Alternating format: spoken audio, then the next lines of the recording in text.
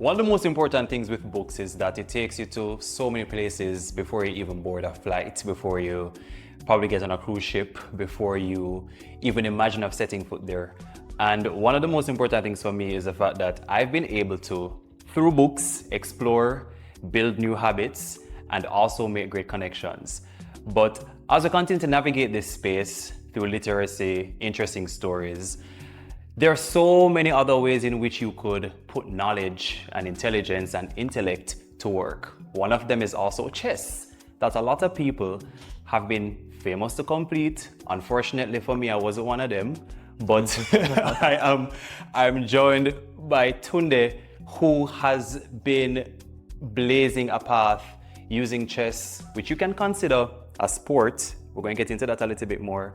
But his story of inspiration is one that is admired around the world. So take me back to Tunde as a child. The first exposure you had to a book, what was that like? And how was that crafted and shaped the man you are today?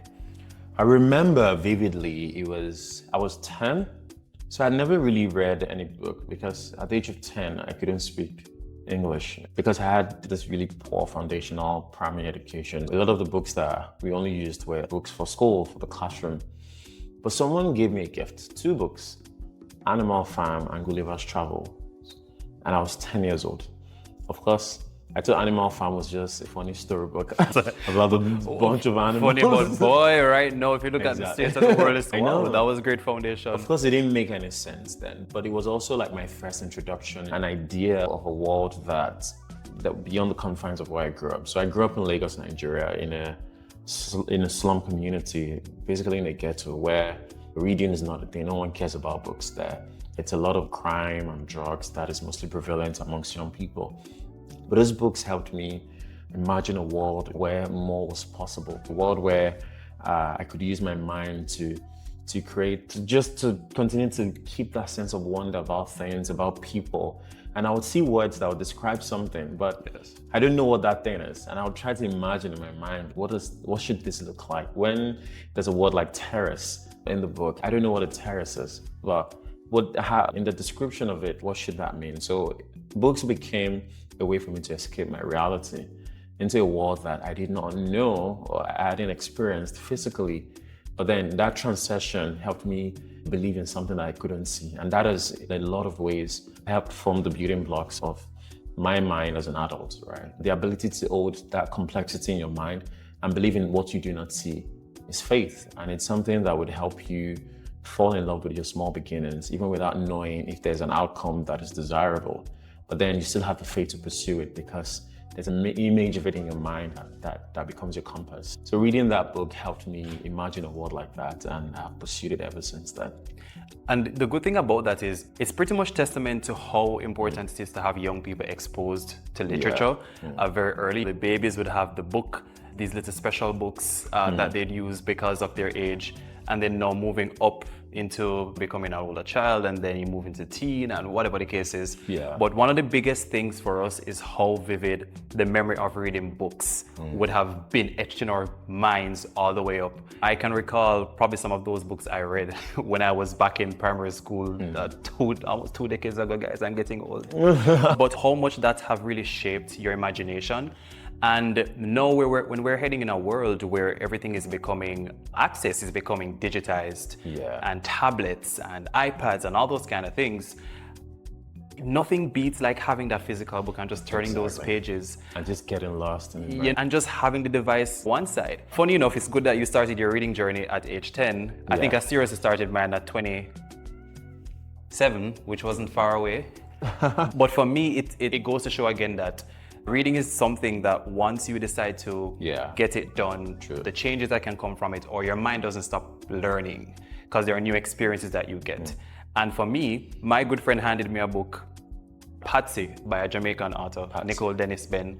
It's a fantastic book about Jamaican experience and how immigration and moving away to a different country and family dynamics. And I read that one book after avoiding reading for pleasure for years. And that book was pretty much a catalyst to me kickstarting this journey of reading, eventually joining a book club. I have a book club called the Brothers Book Club with some other guys, and we would have started reading together to build a habit of reading, and then moving into becoming a children's book author. It all seemed very odd and strange. but Congratulations. Yeah, thank you so much. But it comes back to just the fundamentals of taking up a book. And in Jamaica, I don't know if it's the same in Nigeria, but in Jamaica we have the notion of books being punishment. Go and go take up your book. No, exactly. It is the same thing at home. And I think one of the most like valuable ways to get into reading is by actually reading books that you actually like. Most people are so fixated on like maybe like self-help or reading books where they get to learn some new. In Nigeria, we call it aspire to perspire. Yeah. Something that gets you to want to take over the world and effect massive change. But it doesn't really work that way. It is important to start with books that are maybe very light-hearted, but that you like, the kind of like material that you enjoy, the kind of material that gives you like a childlike sense of excitement. I think starting from there helps you build like a discipline for just that immersion, like you said earlier, just losing yourself in the world without distraction, a world where you can imagine, where you can engage your mind, where you can live through the experience of another person or other people within a specific context. So I would always say, like for first-time readers, just start with something really fun. Yes. Don't start with the philosophical ones. And you kind of want to, fun. And even with how literature and school and that thing is set up, you have like a very structured approach to the material that you get. Exactly. So when children get an opportunity outside of that to actually read something, which is why you have those book series that would have been popular, the Harry Potters, and again, different reading formats. You have the what you call those manga, and you have the comics and everything, because it's different as well. Based on my privilege of doing projects along reading, I would have mentioned my reading journey starting in my adult life and being inspired and able to go now and start projects that would have been spotlighting boys in particular, and then getting to read to boys and realizing that boys really love picture books and anime and all that kind of stuff. It comes back to pushing that passion for reading, which is why my festival director for the Jamaica Book Festival, another project that came from the passion of reading, firmly looks into we can get young people more involved in the process, or creating something more imaginative or content that really looks at making reading fun, making it exciting, looking at the benefits that comes with it, looking at bibliotherapy as something that can be a really great treatment when you're going through challenges or difficulties. And again, everything just comes back to the foundation, the base, you starting your journey at so young, me starting mine in adulthood, but bringing it back to a common purpose of the power of literacy and the beauty of reading for pleasure. And that's something that's cool. Now, on the flip side, still on knowledge, so you would have started that at age 10. And now you are a grandmaster of one of the most difficult sports. I'm going to call it us because a lot of men. It's a mind sport. Exactly. Talk me through that journey. How did you get into chess, and what would have been that process of moving from start to where you are now?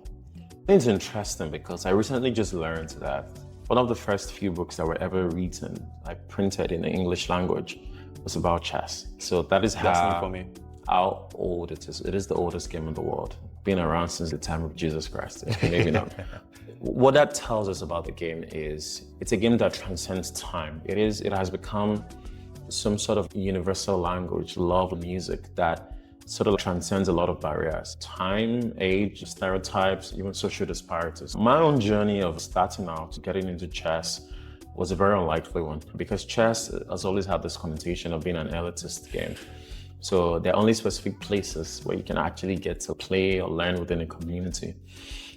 But I grew up in a slum community, and there was a time in my life where there was no money to go to school, to pay for tuition, so I had to drop out of school for a couple of years. So in the time when I was at home doing nothing, I would go to this barber shop, and that was where I saw a chessboard for the very first time. And I was immediately curious. I had never seen pieces carved so wonderfully and delicately. And I would ask, oh, is this a donkey? And they would say, no, it's a knight, it's not a donkey.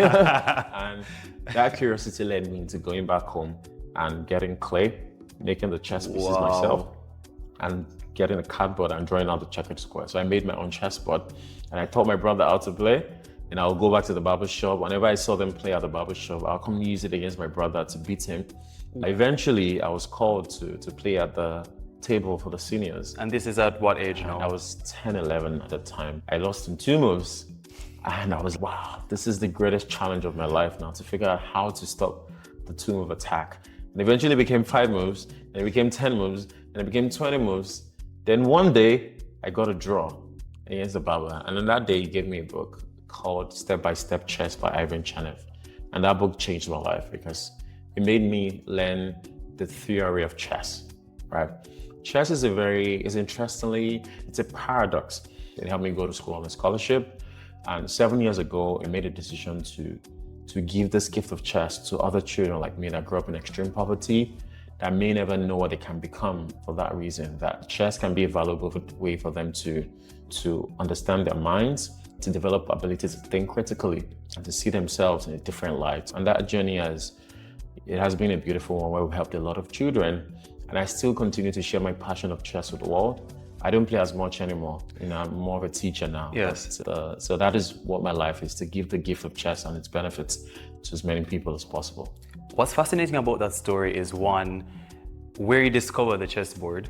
That's incredible. Yeah. And then just having taking that initiative to go and create your own. Yeah. And using that as a lesson and the foundation and the base to pretty much build a very successful story along that line. And now you're using that power to empower other children. Yeah. What does that look like now? We see some of the stories you're sharing, some of the students who are going to tournaments.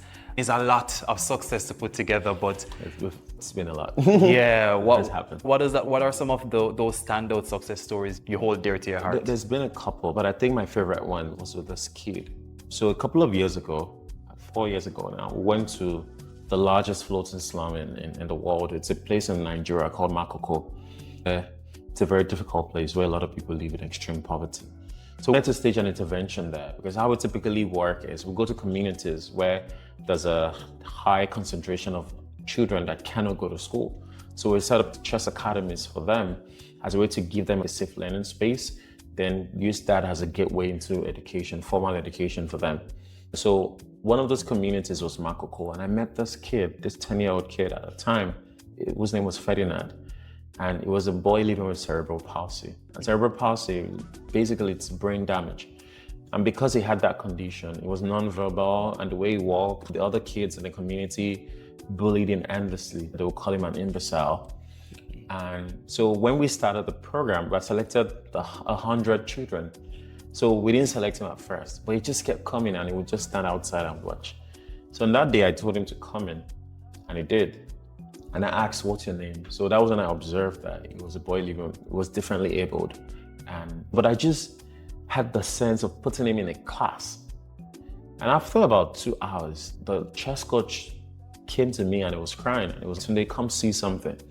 And he took me to the table and he showed me that he had given the kids this complex night geometry exercise to solve on the chessboard. And of all the kids there, the boy, Eno, was the only one that could solve it. Wow. And that was when we realized that this was a boy who had the mind, the consciousness of a genius, but had never found a way to express it. So chess became his first language. Oh, wow. And so we kept an eye on him, kept training. So when we organized the tournaments within the community at the end of the training period, he won and he became a superstar in his community. It's been 4 years, the boy. He's on scholarship now, he's in school, and just recently he traveled to America and he won a gold medal at the ICN chess tournament in New York. And his story is a miracle, honestly. And there's so many other children that we've worked with over the years that have come from absolute nothing to becoming stars. And that for me is the real triumph of the human spirit, that with such a frail body, he has such a great spirit and a wonderful mind. And that is what I care very deeply about, that the African child, that Black children, that they're capable of so much more. And the only gap indeed is opportunity. That this talent, it's universal, it's innate in every single one of us. But the gap is the talent, and someone has to stand on the gap. And me, my talent of chess is the only way I can stand on the gap for the children who deserve to be seen, or who deserve opportunity. Because if I don't do that, then how else could I justify the privilege that chess has given me? Right? Yes. So I believe that for every single one of us, there's some talent, some privilege, or some pain even that we've had. And if we use that personally to benefit ourselves, it may bring us personal success. But the moment we decide to extend it to another person, it becomes a gift to the world. And that is how our world as we know it now, the civilization that we have now, has been built. Because men and women of great gift and talent, whether it be chess or music or product or tech or eloquence, has formed this world as we know it, engineering. So I guess the crux of what I'm saying is, this is my life's work, using chess as a tool to help children. We've helped so many children in a lot of different ways, but in ways that feel meaningful to them, by helping them create their own identities through a simple game of chess. So the chess becomes not just the end in itself. We don't want them to be masters, but it means the several ends. And I think if we can give this gift to 1 million Black children globally, then we can unleash a new generation of thinkers that will not only take leadership, but that will become the ones that create the future that we want to see for ourselves. And that powerful story, again, is testament to tenacity, is testament to hard work. To be consistently doing that, establishing an organization for that purpose, it takes a lot of resources, it takes a lot of investment, it takes a lot of time, managing that between your daily tasks and actual activities that you're doing. What are some of the challenges that comes with it? Because you're dealing with, first, youth, young people. Yeah. there's that aspect like, of it. now you're like, oh yeah, this celebrity, but when you're in front of them, you're like, stop making noise, don't do this, don't do that. Because at the end of the day, they're children and they'd always enjoy that. But the resources that takes, the commitment it takes, you're looking at some parents who may not necessarily buy in to the movement as well, and the child who definitely wants to participate in it. What are some of those major challenges that you have endured throughout the process of running Chess in Slums? It's a lot of things. It's a lot of extremely difficult things. And one of my favorite quotes is that the greatest privilege of a life is to die attempting the impossible. And one thing that I know to be true is what we're doing is extremely difficult. And I'm sure you also know this firsthand, because you're in a position where you're shaping an outcome for young people that will decide what the future would look like. So teachers or people that work with youth, they have the most important job in the world. It is just so fascinating to me how the world neglects that. And there's so much focus on the tech, the capital markets, and everything else that is happening. But then the very fundamental building block of the society, and what every society will be ultimately judged by, is how it treats its young people and the level of care that it gives to them in these formative years. So it's a lot of many bottlenecks, from even funding to even acceptance, and to, of course, even parents becoming a hindrance as well. So it's a lot of things. But one thing I found that has helped, especially with funding, is being able to storytell. And storytelling is such a powerful way to connect the dots for a lot of people. Because we live in a world where people are inherently selfish. And because they're so far removed from the realities of others, they don't know what happens in the classroom. They don't care for what happens in the classroom anymore. We've gone through that phase, but that is where the next phase of civilization will be coming from. Right there. It's right there. So a lot of times being able to tell a story that moves beyond data or numbers to the character, to the individual, to the person, to that speaks to our humanity is a more powerful and compelling way to galvanize action, community, and resource around causes that we care about for young people. I think one of the proudest moments for me, which there's been a couple, was when I got to speak at Harvard. And I mean, there's been a couple. I had the opportunity to speak at the United Nations, share my work and all of that. But I think at Harvard, it was a pinnacle for me, right? So Harvard Business School. And to be able to share the work that I do, even at the Graduate School of Design, and there was some value in that. And for people to walk up to me and say, wow, this is deeply inspiring for me at one of the greatest institutions in the world. I think it was very humbling for me, and to know that as a dreamer, all the places you'd go, there's no ceiling to how much you can aspire to. And I've had a lot of that. I've been able to speak, but even much beyond that is just say walking on the streets of Helsinki, and someone walks to, oh, I love you, I follow your work in Morocco and Tangier. And it's a very humbling experience. And I feel privileged that I can be good news from Nigeria in the midst of all of the chaos. And I hope with this, my life, my story, give people something new to believe in. And with all that, how do you stay grounded? Is there some people love a good meditation? Some people love to turn to a good book. Some people go for a run. Some people might cook a really nice pot of jollof rice. The best way to stay grounded is to not believe the hype.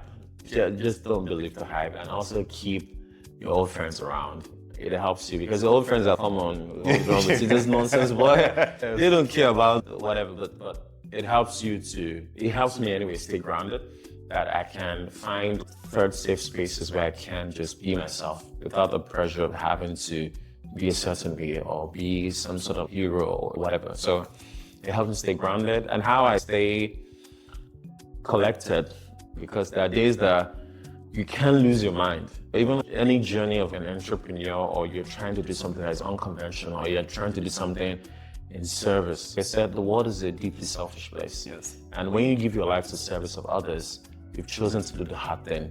And that takes its toll on you. So it is important that you're able to protect yourself and your mind, to never give in to cynicism, right? To never give in to breaking your integrity so you can fit into what the world or the way the world works. So I guess for me, one thing that I'm always very conscious of is to never lose hope, never lose my hope, and to never stop doing the little things. And the little things could be as simple as standing in front of the kids and teaching them chess as a teacher, because before anything else, that is who I am. And that really helps me stay grounded, focused, and together. Grounded, focused, together. Together, absolutely. Man, the work that you're doing is so amazing. As well. Yes, it takes a lot of will. It takes a lot of focus. The space that I predominantly operate in, which is really looking at how we can push more advocacy around children's literacy. The work that we're doing with the Jamaica Book Festival, we would have established a Young Writers Prize, which we started out of the need to recognize our young, amazing writers. And for the first time, we executed that in 2020. Wow, wonderful. 2025. And we were able to award 9 young people in our first place, and then we can't forget second and third because they're kids and they get emotional. So again, we had to winner. And we had our first, second, and third place in 3 different categories. We had poetry, we had fiction, and we had non-fiction work. And when I tell you, being able to use this festival to give that opportunity, we had over 100 young people applying for this prize. And the work that they submitted, quality work, or judges who are like world-renowned experts in their specific field, were blown away. And seeing them get that opportunity and then being able to put them, for instance, being published for the first time in audio, that is one of the biggest motivation you could ever give a young person who is looking at building and crafting a career in literature. And it comes back again to the intent behind it. Of course, we had to return that prize again, and just using that as an avenue to spotlight the great work and the excellent work. There's another project that we're doing, because we're the festival. We consider ourselves a festival of ideas and creativity. I like that. We have to make books and literature very attractive. Yes. There's another project that we're pushing again among our youth called Project Fusion Junction, which looks at a program bringing 15 teens across Jamaica, Ireland, and Trinidad and Tobago, where they're going to put together a graphic novel as a group. We received some serious entries that I just can't wait to see where their talents will go further. But these are just opportunities through our work that we're doing. And when you look at change makers like yourself, like Latoya, who is the festival director, some of the work that I'm doing with Future Makers, which is a children's book that looks at careers for young people and accessibility as well along that line, it takes a lot of work. And a lot of people generally see the end result of that, but they don't know that sometimes it takes going in the pocket, some hardcore on the line negotiation. Not everybody will get it. You'll get a couple no's. A lot of no's, yeah. But just the will to keep on moving is testament to how we show up and how we continue to represent the future of our respective countries. and just further commendations in terms of the work that you're doing. And we're definitely looking forward to a lot more. But you have downtime. What we have to, my thing, I don't understand how my go-to right now is reading books. I know you mentioned that you're currently on a read about AI. Yes. But top 3 recommended books you have for anyone that's watching. Oh God, I feel like my recommendations would be so terribly boring. Oh. Because I read a lot of strange stuff. But I do love memoirs, and I would definitely recommend Ride of a Lifetime by Bob Iger. Okay. And it's a memoir. It was the former CEO of Disney. Actually, he came back now. He's still the CEO of Disney.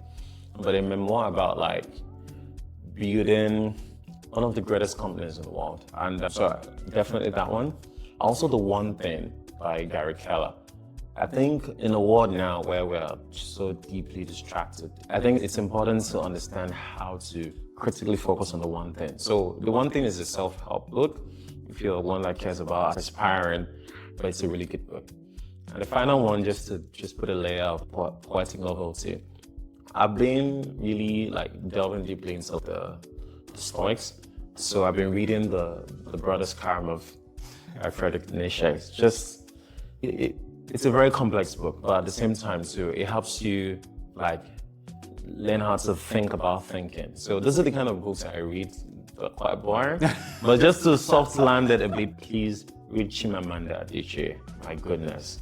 Americana, Half of a Yellow Sun, Purple Hibiscus, wonderful books. And she's a Nigerian author as well. And of course, I have to give the shout out I mentioned to Lola Shanae. Yes. She wrote The Secret Life of Baba Shaggy's Wife. Wonderful book. All right, so this would be my top recommendations. Do this and your life will change forever. Yeah, those are some smart choices, guys. So if you can't move the chess pieces on the board, I won't joke. You can actually take them up. For me, some of my recommendations, I'm very bad with remembering the names of the author for the books that I read. I need to do way better at that. There's a book, Invisible Sun by Kim Johnson, which was amazing. It pretty much looked at... It's fiction, huh? Yes, it's about police brutality and youth, but it has such a great twist to it, and it came off the heels of George Floyd's brother, but it's the perspective of a teen who was wrongfully locked up because his friends planted some locker room story, but it was really good. That's a really good book that I think like probably every young man should read, young black man should read. There is I Will Always Forever Love, Patsy by Nicole Dennis Benn, and then I ended up reading Here Comes the Sun by Nicole Dennis Benn. Again, she's one of the best Jamaican authors, guys. Nicole Dennis Benn, fantastic. So that was one of the books I was reading for Read Caribbean Month, along with the play, which is why I'm now crashed and I need to get back on my life in terms of reading. There's also, I always recommend Children of Blood and Bone to everybody by Tommy Adeyemi. Yeah. Beautiful book that they're turning in a movie, but I don't know why she announced it so early because we have to wait until 2027. What do we do till then? What do we do till then? There's a Gilded Ones by Namina Forno. And then there's another book that I recently read that was pretty good as well. It is The Lost Bookshop, but I don't remember the name of the author. I felt so great saying that because I'm coming from reading 0 books to 4 that I can mention. It is good. It is impressive. It's really good. Yeah. But Tunde, thank you so much for sitting with the Jamaica Book Festival team. We're so grateful for having you in Jamaica, and most importantly, just grateful to be friends of the work that you're doing around the world. And we're looking forward to, I was about to say looking forward to somebody is breaking the record and then you do it again so we can actually come with some Jamaican flags. But keep up the amazing work that you're doing, and the world is ours to take. The world is changing. We can see how humanity and just anything along the lines of the field that we're in, which is really how we can preserve knowledge and intellect that's completely being railroad that we can look at. So it's important that we continue to show up. Thank you so much for everybody for watching. This is Tunde. I'm Joel. We don't have a name for this series, I'm kidding. This is being presented by the Jamaica Book Festival. Thank you so much for tuning in, and follow the journey. Follow the journey that Tunde is doing with Chess in Slums, and follow the work of the Jamaica Book Festival. Thank you so much. Odabo. That's a goodbye in Yoruba. Okay. We say later. Odabo. Jamaican.